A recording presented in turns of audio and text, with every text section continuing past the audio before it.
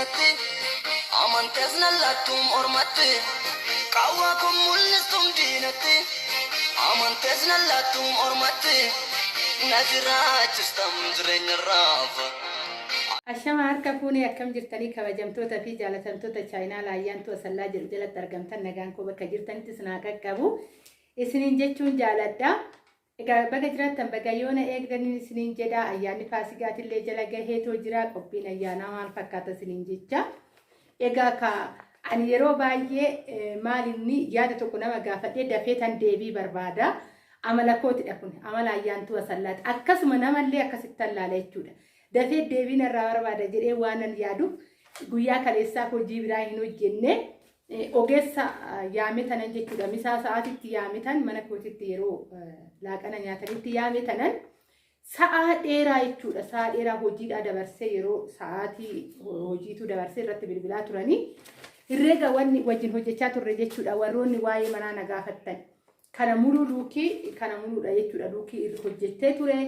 Akkaataa mana meeqa akka fixu akkamitti akka ijaaramu mana qorqoorroo fakkeenyaaf luukii 88 warri na gaafattanii kana ogeessa isiniin faffidee tanan ture yerootu deeme viidiyoo wajjin waraabuuf jechuudha. Kana hojjennee waraqata kana guutuu asiinis hojjennee kaanet sa'aatiin jalaa deeme isaayyuu irratti bilbilaa yaamaa sa'aatiin jalaa deeme yeroo ofii aarsaa kafalee anillee hojii dhiisetan deebii hoonna magaafadhe deebii kuusaa waan ofii barbaadu amalan waan ofii jaaladhu hordoftoota kootiifillee raawwachuun qaba jedhee tanan gaafii keessan kabajeetoo kaleessa manatti waamee ture akkaataa itti warqanni kun lamaadha kana herreega kan irratti hojjetamedha jechuudha. Isinitti mul'atu baay'izawwee tarii itti oote mul'ate malee kana haga dhumaa kanarratti tootaalii naa hojjete jechuudha. Maalan isiniin jechuu barbaada please viidiyoo kana like share godhaa namoota biraatillee warroonni gaafii qaban as keessatti viidiyoo kana keessatti deebii quubsaanii argatan jedhee tayyaadha. Yeroo baay'ee nuti maal jennee yaadna anillee keessan jira. Kana keessa mana waggaa ijaarru lafumaa kaanetuma tilmaama waa'ee luukii haasofna jechuudha. Anis waanan jechaa tureefidha. Yeroo baay'ee luukii akka kanaatan ijaaru jennee ofii keenya sammuu keenya kan xiixxalluu fi kaareen nuu kenname kan irratti hojjetamuu fi kaaree san irratti luukii meeqa akka ga'u kan beeku ogeessa qofaadha. Fakkeenyaaf hojii kanarratti beekuu hin dandeenyu isin irratti mul'ate akkatti ji'oogiraafii hojjetee ta'u waraabee gubbaarrattu beekuu ni dandeenya.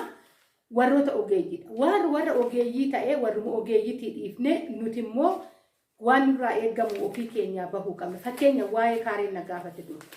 Kaaree 200 gubbaatti luukii meeqatu hojjetamuu qaba? Akkamitti hojjetame? Akkamitti asaan bootaa qusachaa akkamiin akka fedhii abbaa sanii guutamu waa'ee kaaree 200 irratti.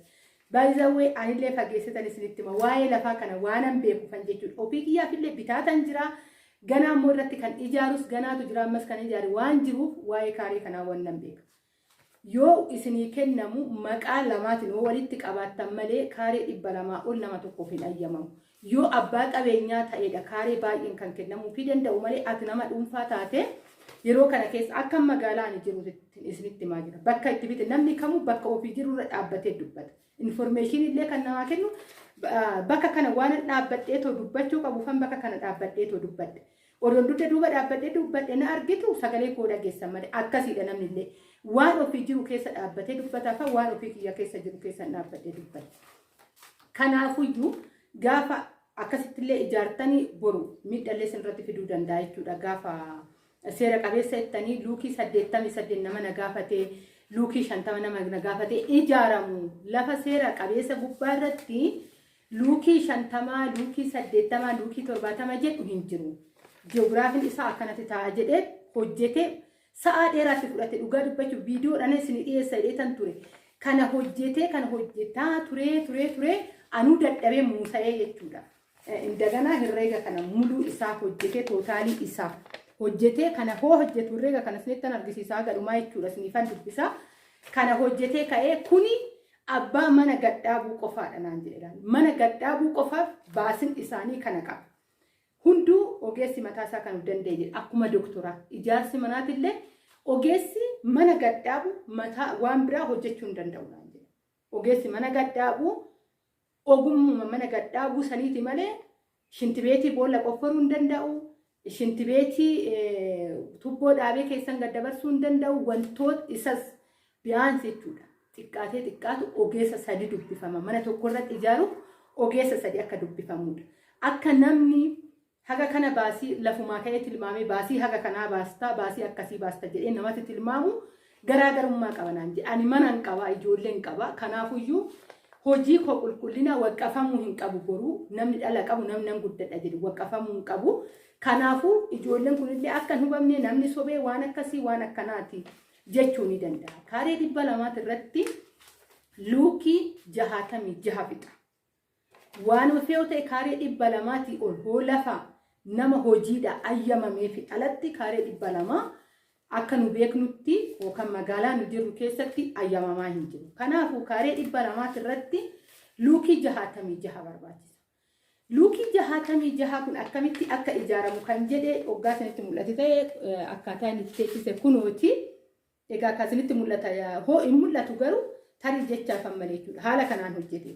Inni kun saaloonni akkamiin akka jiru, manni hirribaa akkamiin akka jiru, kutaa ijoollee akkamiin akka jiru, shaaworiin abbaa manaatii fi haadha manaa kan keessummaa garagara shintibeetiin akkamiin akka qoxxobame kaaree 200 san luukii 66 saniin akkamitti akka ijaaramu jedhee kan akka ji'oogiraafiitti hojjetee tootaalii isaa asiin fidee amma fakkeenyaaf asiin gadi bu'aa asiin akka kuno caccaaramaa qabu kunillee akkaataa mana ellii itti hojjetamu jechuudha. Ellii hojjetan asiin goojjotu gubbaarratti ijaarama isa sanillee qorqoorroo hagamii akka fudhatu kana hundaa tilmaameti. Walumaa galatti karaa kanaa jettan darba. Warroonni keessattuu jechuudha luukii haga kanaa tan herreegadheetoo qaba jettan deebii gahaa argattan jedhee tayyaadha. Ani akka ayyaantu asallaatti. Sababbiin isaa anuu as keessatti barumsa guddaan argadhe guyyaa kaleessaa dhugaa dubbachuuf jechuun anuu akkuma isinitti argisiisatoo ture ganaan mana ijaara jedhee tayyaadaa ture. Edaa ogeessi tokkicha bichaa miti ogeessa biyaansi ogeessa sadiidha mana ijaaruuf kan barbaachisu. Sunillee mataa isaa kan of danda'e ogeessi mataa isaa of danda'e waa'ee meeshaa isaa ofiisitti mata. Kuni amma bu'uurri mana gadhaabbataa miti isa bu'uura mana gadhaabbatuu saniiti kanaan inni qabadheetoo dhufee horreega kana guutuu hojjete jechuudha. Fakkeenyaaf asitti kan hojjete waa'ee bulukeetti gubbaarratti bulukeetti 3,600 kaaree 200 irratti jechuudha. Bulukeetti kunooti asitti isinitti mul'atu garuu anatu iyyuu arga malee bulukeetti 3,600 fixanaan jedheetoo jira. Tootaalii isaatiillee isinitti argisiisa jechuudha. Feerroo 105 feerroo 105dha kan asirratti fixu. Waa'ee feerroo gubbaarratti feerroo jabaa abbaa 12 kan galuu qabu furdaatu galuu qaba. Kan shintibeetiitillee mooyyuu akkasuma kan isa furdaa keessattuyyuu shintibeetii isa waliigala lafarratti bakka lafa yookaan iddoo makiinaan dhaabbatu iddoo akkasii yookaan immoo gibbii ta'u keessatti akka shintibeetii axxaraaqamaatuyyuu jira. Achi keessa kan dhaabbatu feerroon mataasaa kan of danda'e jedheetoo jira. Feerroo manaatii mitis feerroo sirriitti furdaa ta'e sibiila jabaa ta'e jechuudha. Kan akkasiitti naan jedheetoo adda naa baasetoo jira. Asitti waa'ee feerrootti 105 feerroo 105 akka barbaachisuudha. Kan natti mee kaaree 200 gubbaarratti luukii 66 isinitti maatoo jira. Herreega inni hojjetan isinitti maayira. Inni qaama waan argamuu hin dandeenye fan deddeebi'een isinitti masiniin jedha. Sababbiin isaa ogeessan isiniif qabadheetu dhufa jedhee ijaan dubbadheefidha. Kanaaf itti toluu hin dandeenye. Kana hunda hojjetee hojii seenaa abbaa ijoolleetii kanarratti namni tokko guyyaadhaan herreegama waan ta'eef dirqama hojii isaa kabajuun jechuudha. Namni sunillee baasii hojjisiisa waan ta'eefidha. Nagateetoo deeme waa'ee qorqoorroo isinitti meetoo jira. Waa'ee mismaariitii mismaariillee akkasuma tariitii minaalbaata hin ga'u mee minaalbaata jedhee kiiloo 20 haga ta'u mismaarii kan inni mana gadhaabuti. Muka immoo hin tilmaamne jiruma. Sababbiin isaa mukni ittiin ol ba'an kophaatti rukutameeti inni sun deebi'ee mana ijaaru muka kana jedhee tilmaamuu hin danda'u naan jedhe. Sababbiin isaa muka kan ittiin ol ba'an kophaatti rukuchaanni kan fudhatu immoo hagam akka fudhatu yeroodhaan bitta muka jechuudha. Muka naannumatti yeroodhaan muka hin barbaachisa hoo jedhan deemte too bitta. Mismaarillee tarii jechaaf yeroo harkatti qabachuu jechuun mismaarillee teessisee itti dhaanuudhaan dhakaadha. Dhakaa illee akkasuma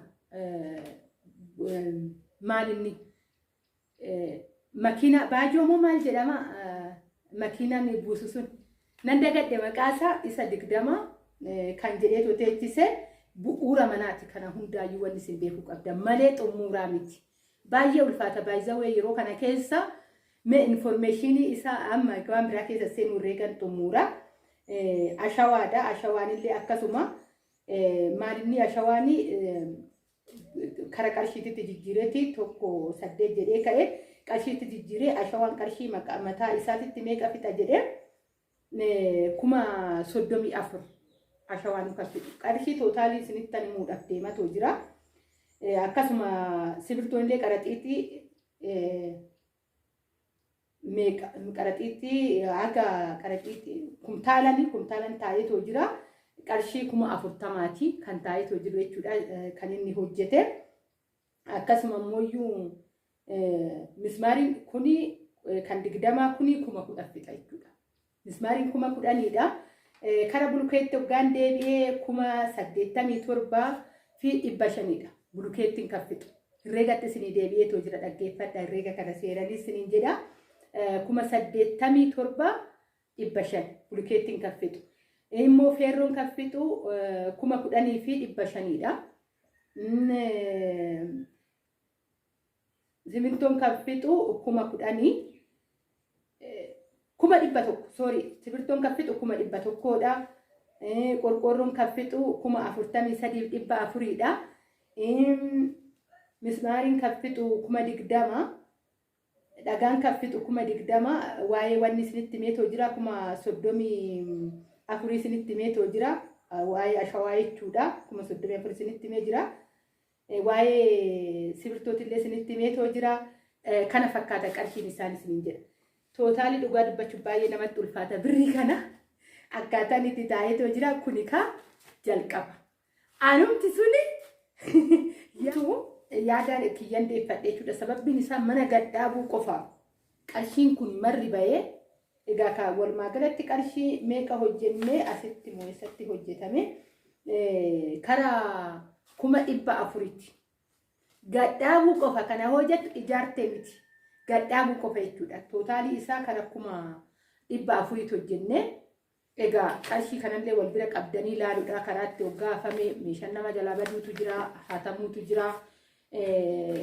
Mana hojjisiiste jechuun haxirii hojjisiiste kan darbarritti galchite waa baay'ee jira.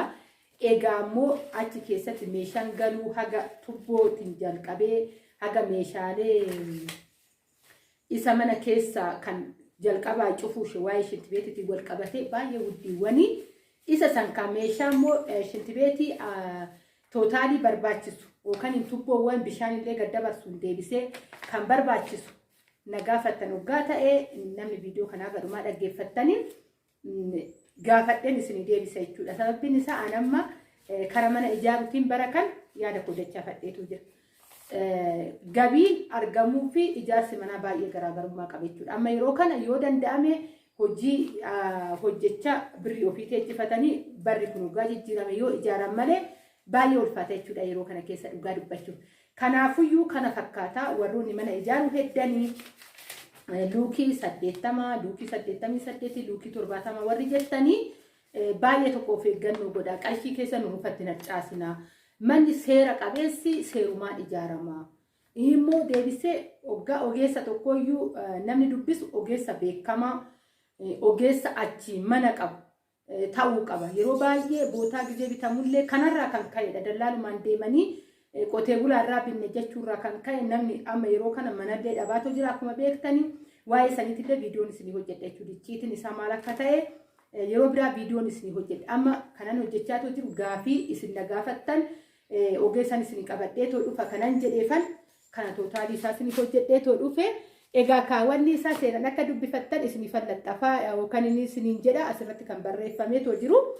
Amma kana fakkaata viidiyoon ani isinii hojjedhe egaa ka viidiyoon kun hoggaa isinitti tole ta'e laayik sheer gochuun hin dagatinaa warroota bira hin geenye gahaa kanarratti wanti isiniin galle hoggaa jiraate ta'e yaada kanarratti ifanuuf hin taane akkamitti akkana jechuu danda'a akka fedhii keenyatti ijaarra hoggaa jettan lafa caraqaatirratti birrii kana mara dhangalaaftanii yeroo keessa fixxanii umurii keessa fixxanii humna keessan jireenya laayifii keessan biyya ormaatti fixxanii of hin galaafatina.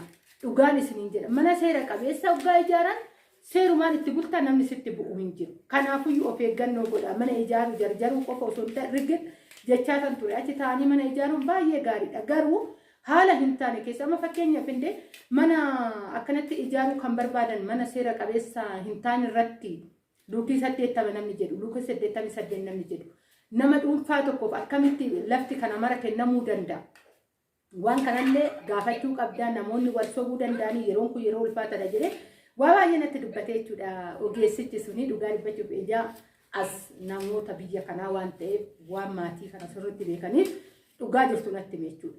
Dhugaa jirtu san anillee kun silii qabadhee too dhufee too jira wanna sochaatan of eeggannoodha sochaa waa'ee lafa bittaa gubbaa irratti gaafa tokko viidiyoo isiniifan hojjedhee too dhufa akkasuma immoo wantoota gabaadhaan wal qabatee meeshaalee mana waggaa ijaaran kan keessatti galuu qaban waggaan kana jedhu erga ijaarrattaniin booda meeshaa biiffee galuu jechuu osoo hin ta'in kan akka tubbootiin wal qabatee laastikiiwwan kan akka shintibeetiiwwan ni jiru meeshaaleen bootaa meeshaalee dhaqee isinii hojjechuu nan danda'a yaada keessan immoo isinirraa hin eega yoo si fedhii qabaattan isiniin jechuun jaaladhaa egaa ka amma achi bashannana ayyaanatii walitti deebina jedhee san abdii qaba kan ayyaana bariidhaa ammaasitti kan waa'ee ijaarsa manaatiif waa'ee seera qabeessa dhabuu akkamitti immoo bootaa akkamitti bitachuu qabdanii kan jedhu informeeshinii ayyaana barii nagaadhaan waaqayyo walitti nu adeemsisu isinillee bakka jirtanitti nagaa naa taasisaniin jedha viidiyoo bareeda ta'een walitti deebinaa egaa ka ayyaana immoo haganaa danda'ameen akkuma dura dubbachaa ture wantoota nama boorsan biyya dhaloota kooti lageen mukeen hundaayyuu bira deemetan isinitti argisiisaa achumaan ana laayifii kootillee ni ilaaltuun isiniin jedha kanan tanaan dura dabarsee jechuudha biyya koo keessatti daa'ummaa irraa jalqabee biyyi koo maal akka fakkaattu isinittan argisiisaa isinka sheer gochuu hin dagatina laayik illee godha nagaadhaan walitti nu adeemsisu bakka jirtan ayyaana gaariidhaaf qabaddan isiniin jedha turtii gaarii nafaana gootaniif hedduu tokko guddaa isaa galatooma yaadni kun irra deebi'een isiniin jedha yoo isinii galuu baate laayik sheer gochuudhaan wal biraan gaafii koomentii naa barreessaa ani deebii keessan isiniifan deebisan isiniin jechuu jaaladha ayyaana gaarii baay'ee.